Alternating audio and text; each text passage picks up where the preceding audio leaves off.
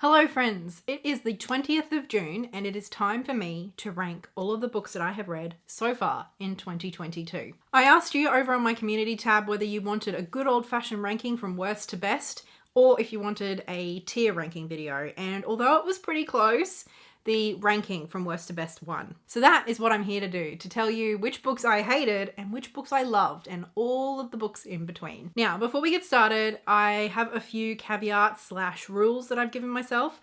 Firstly, I'm not going to be ranking or including any picture books whatsoever in this ranking. Over on my GoodReads, it says that I've read 161 books so far this year, and about half of those are picture books or junior fiction that I just don't feel like I want to include in this video, or we will be here all day. On my story graph is where I put more books that I actually feel like I have something to say about, and over there it says that I've read 77 books so far this year. So it's pretty much those ones that we will be talking about in this video. The other thing I've decided to do for manga and for graphic novels is to group them in their series. So for example, After the Rain, I've read all 5 volumes this year, so rather than including each individual volume in the ranking, I'm just going to sort of like average it out and group them together as a series. That way we only have to talk about each series once. For the books that I have spoken about in wrap-ups, I'm also going to try and remember to put just in text on the screen what month I read them in. So that way, if you are interested in hearing me talk about them more, you can go and find that reading wrap-up and get a bit more of a thorough review.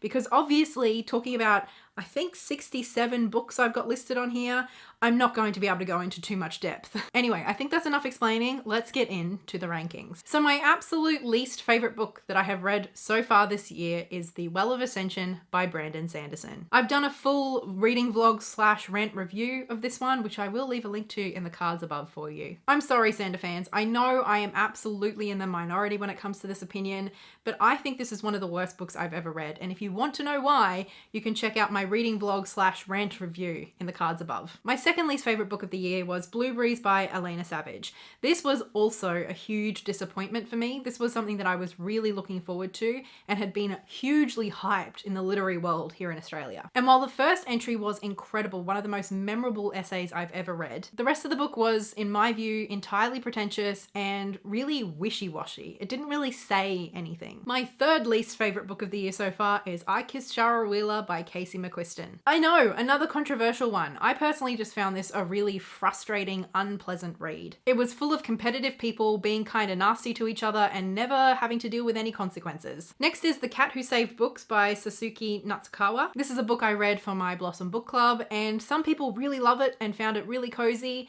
I found it kind of gatekeepery and pretentious. Emergency Skin by N.K. Jemisin is a sci-fi short story that I listened to on audiobook. And while I didn't hate the ideas that were presented, and I did really especially love the narration choices, I didn't like the execution whatsoever. I personally found it so on the nose and reductive that rather than being striking and important, this felt comical. Piranesi by Susanna Clarke. Another controversial one. I just did not enjoy this book at all. This is a weird story that's kind of hard to talk about without spoiling because it's essentially a mystery that is narrated from the person who is literally at the center of that mystery. To me, rather than being mysterious and atmospheric, it read like occult Aleister Crowley fan fiction. And so I personally just found it kind of boring. Watakoi by Fujita. I read the first volume of this manga. It's sort of like a rom-com featuring a bunch of people who are super nerdy. But rather than really developing any emotional connection between the characters or developing any sense of romance, it more felt like a skit show, like, you know, like a comedy skit. And it didn't really go any further than that, so I was pretty bored with it, to be honest. 78 Degrees of Wisdom by Rachel Pollack. This is basically considered the tarot Bible, and I finally read it after 10 years of working quite intensely with tarot. And while I could see the merit in it and what it did for the history and like the trajectory of tarot, I personally felt it was very dated and I didn't really enjoy it. World of Wonders by Amy Nezuko Matatil. This was another book that we read with my Blossom Book Club, and although this is an absolutely gorgeous book with beautiful illustrations, I personally found this book quite shallow and a little clumsy. The House in the Cerulean Sea by TJ Klune. Overall, this book to me felt quite clumsy and confused, like TJ Klune was trying to do two very different things. One was a celebration and almost like a call to kindness, and the other was a deconstruction of oppression. and I just never felt like he successfully brought those two things together. You Still Look the Same by Fazana Doctor. This is a book that I listened to on audiobook from Libro FM, and honestly, I remember really enjoying it, but it's been about 6 weeks since I read it, and I don't really remember a whole lot. It hasn't stayed with me. Lenny's Book of Everything by Karen Foxley. This is a pretty hard-hitting middle grade story told from the perspective of Lenny, who is a young girl, and she lives with her mother and her younger brother. And it follows this family over the course of many years as Lenny's younger brother, Davey, grows much faster and much bigger than he should. And we watch as this really rare health condition just takes over this family. Next, I've got Maisen Ikoku by Rumiko Takahashi. I read 5 volumes of this series. This is a reprint of a manga that was originally published in the 80s, and it reads very, very dated. The reason that I got through 5 volumes though, and didn't just give up at 1 though, was because of the main female character, Kyoko. She has a really interesting backstory full of grief, and I just fell in love with her. And to me, this was her story. But as much as I loved her and I wanted to find out what happened to her over the course of her life, I just couldn't put up with that sexism anymore. I Think Our Son is Gay by Akura. This is another manga that I read the first volume of. This was a really cute, sweet little title which centers a mother who is sort of figuring out that there are some signs that maybe her son is gay. A Winter's Promise by Christelle Darbos. This is the first in a YA fantasy series called The Mirror Visitor. And although there were some things that I really didn't like about this book, particularly around the main character being like this perfect Mary Sue and everybody else around her just being horrible, I did quite like the atmosphere of it.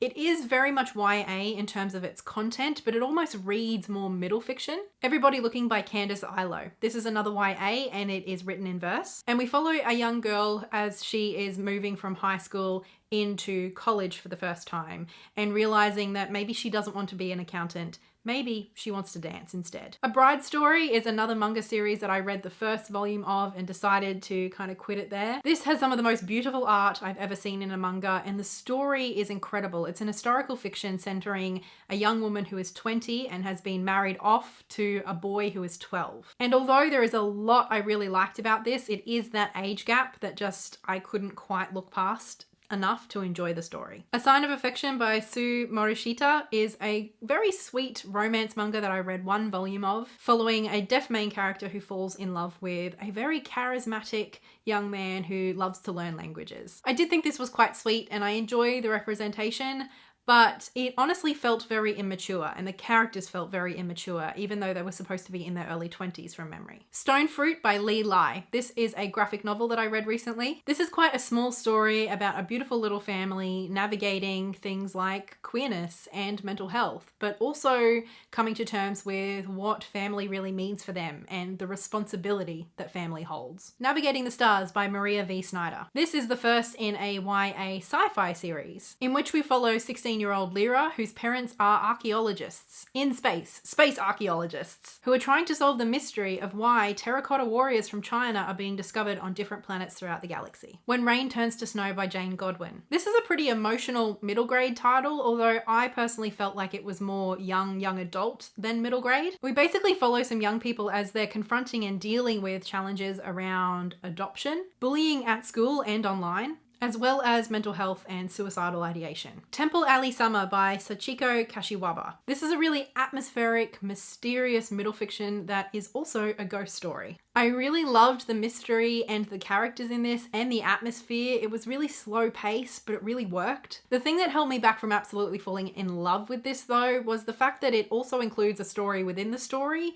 and it felt a little unnecessary and dragged out an already very slow paced book. Sweat and Soap by Kintetsu Yamada. I read the first volume of this manga series. This follows a young woman who sweats profusely and has found that there is only one soap brand that really helps her manage her sweat and her smell. But then she runs into the guy who's sort of like the head of research and development for this soap company, who is like obsessed with her smell, and they really hit it off and have a sexy time. It was weird and kind of cute and I did like it, but I can't say I fell in love with it. A Perfect World by Aruga. This is another manga that I read the first volume of. This follows a young woman who used to have a crush on this guy in high school and they reconnect later in life. But in the time since high school, he has had a severe spinal injury and is now disabled. So it's about them reconnecting and sort of getting to know the adult versions of each other, as well as her learning more about what his disability means for him. The Wrath of the Wellington Worm Worm, which is the first in Miss Mary Kate Martin's Guide to Monsters series by Karen Foxley. This is a really cute, fun junior fiction title which follows Miss Mary Kate and her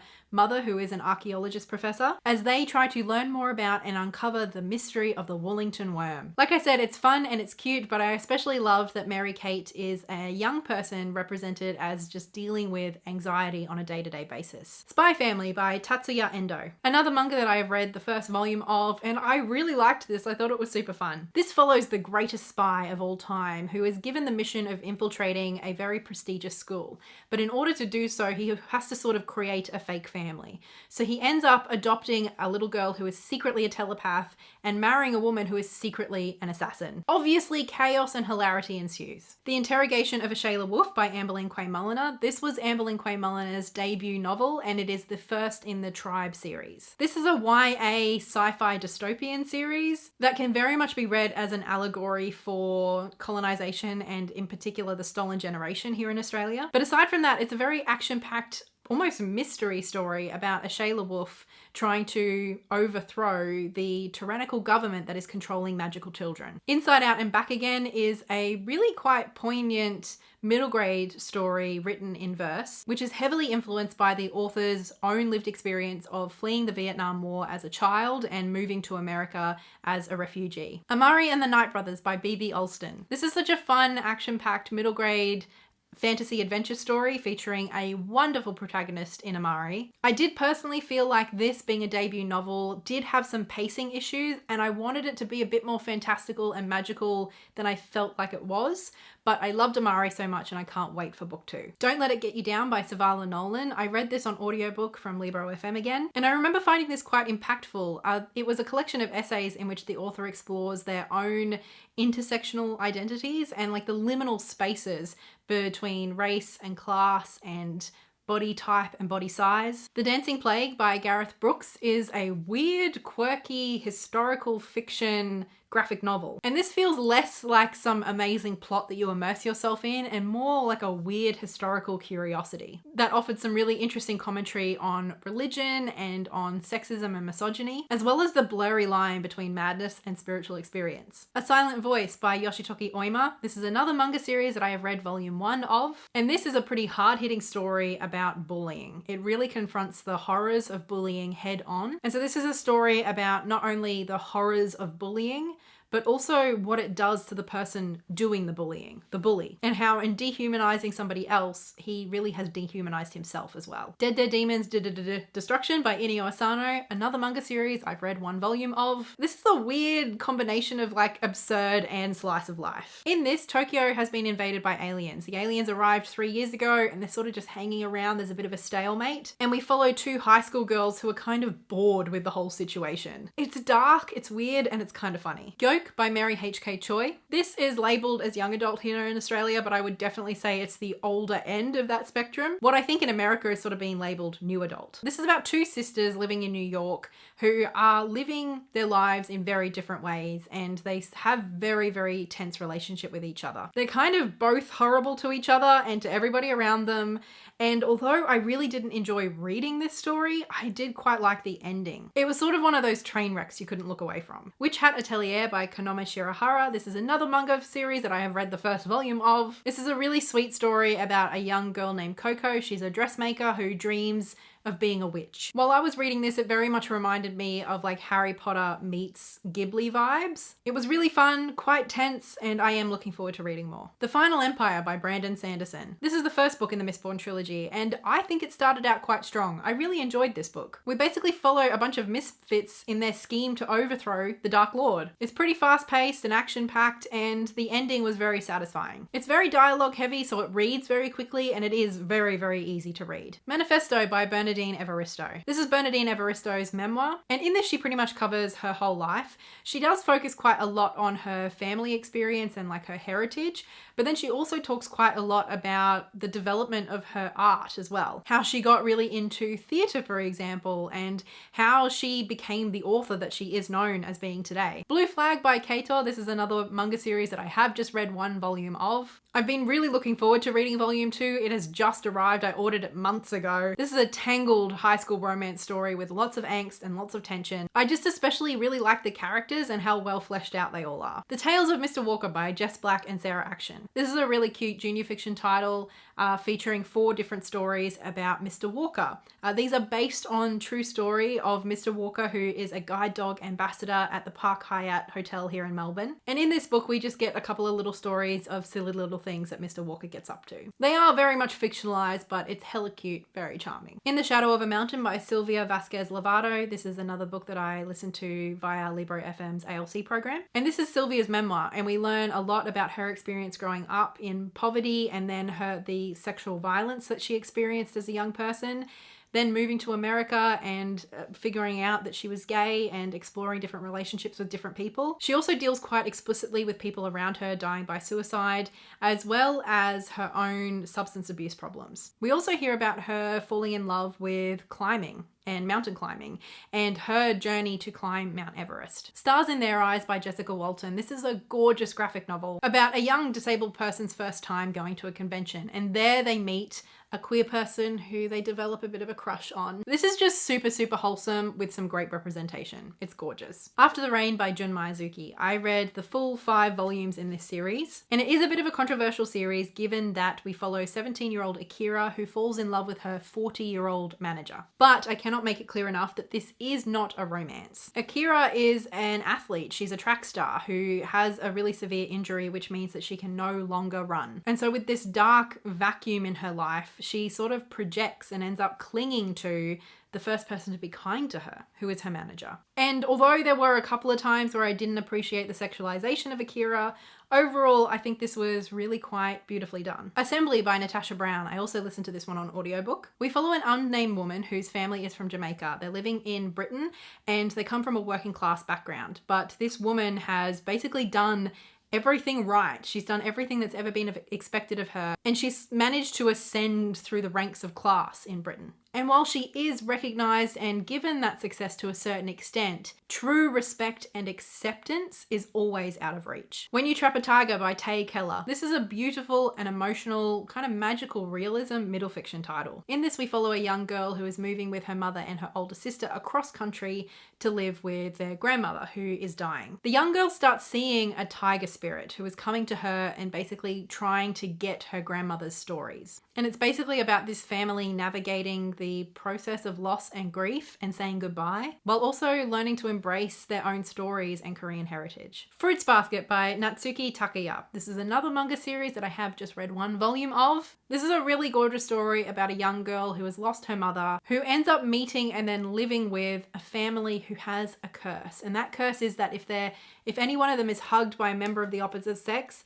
they turn into an animal of the Chinese zodiac. It sounds weird, and honestly it kind of is, but this just has so much heart to it. It's really gorgeous. Temporary by Hilary Lecter. This might be the weirdest book I've read this year. It's a literary fiction story about a temp worker, who ends up temping in weirder and more dangerous and strange jobs as the book goes on. Like, she ends up temping as a pirate, as a barnacle. It's absurd, but I kind of loved its commentary on late stage capitalism. It was weird and kind of wonderful. Wheeler, the Kuri Warrior by Jordan Gould and Richard Pritchard. This is a pretty new middle fiction title that mixes fantasy with historical fiction and a celebration of Indigenous art and culture. It's an adventure story with plenty of humor and a whole lot of heart. It was really good. Squire by Sarah Alfaghi and Nadia Shamas. This is a beautiful graphic novel with a strong message about complicity and doing what's right even when it's hard. This was a really powerful story. I only wish the ending had been a little bit more fleshed out, or that we'd even gotten a series. I loved it and I wanted more. Donuts Under a Crescent Moon by Shio Yusui. I've read 2 volumes of this series so far, and this is a gorgeous, slightly more mature than we normally get sapphic story. We follow 2 women who are office workers. The first is like going on all these dates, trying to find a husband, and she likes these men well enough, but she feels like there's something wrong with her because she can't fall in love with any of them. And then the other woman has some pretty significant familial responsibilities and so hasn't really factored in romance. But then these 2 meet and they form a beautiful friendship that develops into something more, and it's just gorgeous. Boys Run the Riot by Kei Gaku. This is about a fairly quiet trans boy in high school who's who's figuring out his identity and learning how he wants to express himself. And he ends up making friends with the new boy at school, who is a very confident, forward kind of person. And they find that they both really love expressing themselves through fashion, so they decide to start a fashion brand together. Social Cue by Kay Kerr. This is an Australian YA novel written by an autistic author about an autistic main character. It's got kind of rom-com vibes, and I ended up just falling in love with both the book and the main character. It was just so full of heart. And having a young autistic woman as the lead in a rom-com, it just, like, that representation was incredible. Lightfall by Tim Probert. This year I read the second book in this series. It finally came out. I've been waiting for it. I love Lightfall wholeheartedly. It's a middle grade sort of aged graphic novel, and it's a wonderfully fantastical adventure story following two best friends. I love the artwork in this, but my favorite thing has to be the visual representation of anxiety. Yerba Buena by Nina LaCour. This is another one that I listened to on audiobook from Libro FM. It's quite a sweeping story following a couple of characters across many years. It's full to the brim of so much love and loss, and really shows just how complicated both of those things can be, especially when two people who have lost so much choose to love each other. Pretty much every single time I listen to this, I was crying. Okay, we have made it to my top 10 favorites so far this year. Number 10 is The Daughter of the Moon Goddess by Su Lin Tan. Now, I did read this quite recently, so I don't know if recency bias is factoring in here, but I really enjoyed this book. It's an incredible fantasy novel inspired by Chinese mythology and the moon goddess. I don't know really anything about this myth, so I don't know how much was inspired and how much was fictionalized by the author, but this was just a wonderful read from start to finish. It was a really powerful story of the importance of family and the beautiful connection between a mother and a daughter. And it was an incredible adventure quest story too, as we watch Xingyin, the daughter, try to make her way back to her exiled mother, the moon goddess. Number 9 is The Poet X by Elizabeth Acevedo. This was a beautiful story told in verse about a young girl coming of age in a household that is very restrictive and religious, and in a society that is racist and sexist, and about her finding solace and a way to express her true self through slam poetry. Number 8 is Guardians of the Louvre by Jiro Taniguchi. This is quite a special manga. It was commissioned by the Louvre, and in it we follow a middle-aged man who is visiting the Louvre, but he hasn't really had an opportunity to see as much as he would like, and he comes down with a fever. And throughout the graphic novel, we're not really sure if it's magical realism or a fever dream, but he ends up getting to tour the Louvre, and he meets the Guardians of the Louvre. And as with all of Jiro Taniguchi's works that I've read so far, it's just very slow, slice of life, mindful, minimal, and I find it gorgeous. Number 7 is Recitative by Toni Morrison, and with the foreword by Zadie Smith. This is a very short story by Toni Morrison, and I had never read it before, but I listened to it on audiobook this year. And we follow two girls literally right from when they meet when they're very young, right up throughout their lives. And we know that one of these girls is black, one of these girls is white, and that race plays a really important role in their lives, but we don't know which is which. I really enjoyed listening to this story, and I especially loved the foreword by Zadie Smith. As soon as I finished listening to it, I hit replay and started it all over again. Catching Telacrow by Amber Lynn and Ezekiel Quay-Mulliner. This is a YA mystery story, and it's also a ghost story because it is told from the perspective of Beth Teller, who is dead. Her father is still alive, he's a policeman, and he's been assigned to oversee a missing persons case in another town. And Beth, being a ghost, is sort of helping him solve this crime. But as they both sort of look into this more and more, the whole thing starts to unravel, and they start to uncover a whole host of crimes that have been covered up throughout the years in this town. It's a story about the history of colonial violence in Australia, and it's heart-wrenching, and it's just beautifully told. Probably the best YA I've ever read. Highly recommend. Number 5, The Magic Fish by Trung Le Nguyen. This is my favorite graphic novel of all time. This is a beautiful story set in the 90s of a Vietnamese American family. The young boy who is the main character, he speaks mostly English, but he can speak Vietnamese. He just doesn't always feel like he can express himself in the way that he wants to in Vietnamese.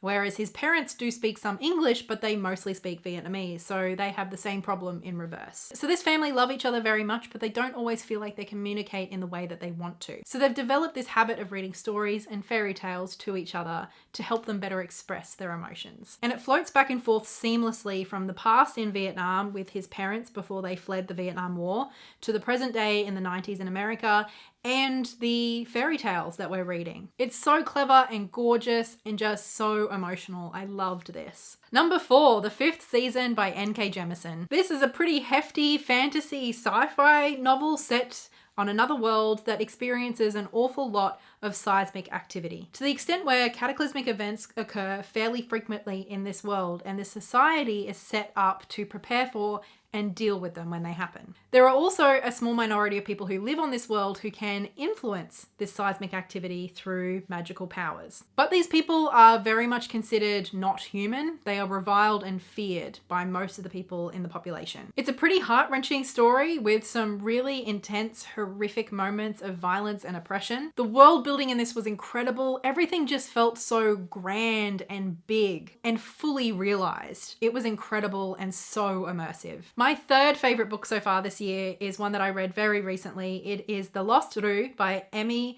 Watanabe Cohen. This is my new favorite middle fiction of all time. It's a new release and it's just gorgeous. This is like an alternative history of Japan. It's set in the 1960s, I think, and basically once upon a time Japan had big dragons, but since the end of World War II, all of the big dragons are extinct, and now people just have little dragons that can fit in the palm of their hands. It's an incredible allegory of nationalism and national pride, and a story about intergenerational trauma and grief. It just packed so much into 200 pages, and like the emotional impact of this, I cannot understate. I was sobbing by the end. It's just one of the most beautiful things I've read. Middle fiction, adult, whatever. It's just gorgeous. Okay, what I'm going to pick, at least for now, for my second favorite of the year is A Psalm for the Wild Built by Becky Chambers. This is a gorgeous kind of slice of life science fiction novella featuring a tea monk and a robot who become friends. I spoke an awful lot about this in a recent reading vlog, so I'll leave a link to that in the description box below. I just adored this. It was so warm and cozy and comforting and life affirming. And it was all about drinking tea, which is my favorite thing to do. And finally, what I have to call my favorite book of the year so far is Open Water by Caleb Azamar Nelson. Another novella, although this is a literary novella. This is one of the most emotionally impactful books I've ever read. I read it back in January or February, and I honestly have not stopped thinking about it since. In this story, we follow a young black man living in Britain who falls in love with a young black woman. They both come from similar backgrounds, like fairly well educated, both very artistic in artistic creative fields. And the intimacy and the relationship that these two develop is just honestly awe-inspiring. It's beautiful. But we watch throughout the novella as this sensitive, romantic, creative, tender young black man slowly closes himself off and shuts himself down because of the racism that he is constantly exposed to in a racist society. It is so beautifully and evocatively written, and it is heartbreaking. It is absolutely harrowing, but not in a tragedy porn kind of way, just in a very honest way. And like I said, I read it literally 6 months ago and I'm still tearing up thinking about it because it's just one of the best books I've ever read. Oh my goodness. Okay, I don't know exactly how many books that was, but I am knackered. I tried to keep my little reviews and synopses as short and sweet as I could, but I had an awful lot of books to talk about. So I hope you enjoyed this ranking of the books that I have read up until the 20th of June so far in 2022. Although I have read plenty of books that I haven't enjoyed, and I feel like quite a lot of those are controversial opinions. They're books that a lot of other people have loved. I feel like I have found so many really special books this year. Like my top 10 are all solid favorites. And there's plenty of other books that didn't even make it to the top 10, but I still think of as favorites, as books that I love. I love to hear how your reading year is going so far in 2022. And of course, I have to say a big thank you to my wonderful patrons over on Patreon, and especially big thank you goes to Livia, Lynette Brown, Laurie, and Ian Yitzhak for their very generous support. But I'm gonna go have a cup of tea and take a nap after this video. I hope you enjoyed. I'll see you again soon. Until then, happy reading. Bye.